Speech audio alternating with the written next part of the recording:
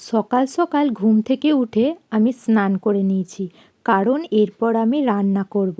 তো প্রথমেই আগে চিকেনগুলোকে আমি ফার্স্টে ভালো করে ধুয়ে নিলাম, আর কিছু চিকেন নিয়ে চিকেন কষাটা চাপিয়ে দিলাম, আর কিছু চিকেন কাঁচা রেখে দিলাম, রাতের বেলায় চিলি চিকেন করব। তো দেখো আমার চিকেন থেকে তেল ছেড়ে গেছে, মানে চিকেনটা কষানো হয়ে গেছে। এরপর জল দিলেই হয়ে যাবে চিকেন কষা রেডি। তো তার আগে চলো আমার মেয়েকে লাঞ্চটা করিয়ে দিই।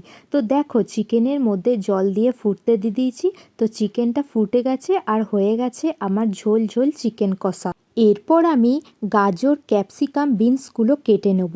তো তোমরা দেখে আশা করি বুঝতেই পারছো যে আমি আজকে কি রান্না করব। তো আজকে আমি রান্না করব রাতের বেলায় ফ্রায়েড রাইস। তো দেখো সন্ধে হয়ে গেছে, আমার খুব খিদে পেয়ে গেছিলো, তাই ভাবলাম একটা কলা খেয়ে নিই। তো দেখো এগুলো আমি একদম ছোট ছোট করে পিস পিস করে কেটে নিয়েছি। তো এরপর আমি সাদা তেল দিয়ে ফ্রাই করে নেব। তো দেখো তেল গরম হয়ে গেছে। তো এরপর আমি ছেড়ে দেবো ওই বিনসগুলো, মানে সব বানানো ভেজিটেবলগুলো। আমি পিছনে ওগুলো ভাজতে চাপিয়ে দিয়েছি, এটা আগে ভালো করে ভেজে নেব। তো যতক্ষণ ভাজা হচ্ছে ততক্ষণ ভাবলাম যে কলে একটু জলগুলো ভরে নিই গা, কারণ দিনের বেলা কারেন্ট ছিল না, তো পাম্প চালানো হয়নি। তো রাতেই সময় পেলাম, তো আগে বোতলগুলো ভরে নিই গা। এইদিকে যতক্ষণ আমার বোতল ভরা হচ্ছিল, ওদিকে দেখছি আমার রান্নাটাও হয়ে গেছে, মানে এই ভেজিটেবলগুলো ভাজাও কমপ্লিট। তো ভাবলাম এক কাপ চা খেয়ে নিই, কারণ এরপর আমাকে অনেক কিছু রান্না করতে হবে। তো তার আগে চা খাওয়াটা খুব জরুরি, কারণ চা খেলে অবশ্যই আমি এনার্জি পাই কাজ করার। তো ওই জন্য একটু চা খেয়ে নিলাম। তো আমার চা খাওয়া প্রায় কমপ্লিট হয়ে গেছে। তো দেখো আমি এরপর চিলি চিকেন করবার জন্য বিনস আর অনিয়নগুলো এরকমভাবে কেটে নিয়েছি। ফ্রায়েড রাইসের জন্য গাজর, ক্যাপসিকামগুলো ভেজে তুলে নিয়েছি, আর ওই তেলেই একটু কাজু বাদাম ভেজে নিলাম, কারণ ফ্রায়েড রাইসের ওপরে একটু কাজু বাদাম না ছড়ালে বেশ ভালো লাগে না। তো দেখো এইদিকে আমার কাজু বাদামটা ভাজা হচ্ছে। আমি চিলি চিকেন করবার জন্য পেঁয়াজ, ক্যাপসিকামগুলো একটু ভেজে নেব।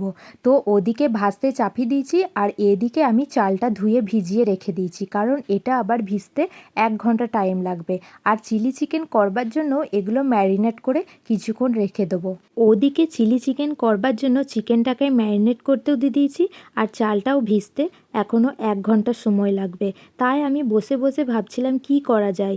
তাই ভাবলাম যে সারাদিন রান্না করতে করতে তো চুল ঝাড়ারও টাইম পায় না, তাই ভাবলাম এই ফাঁকে একটু চুলটাও ঝেড়ে নিই।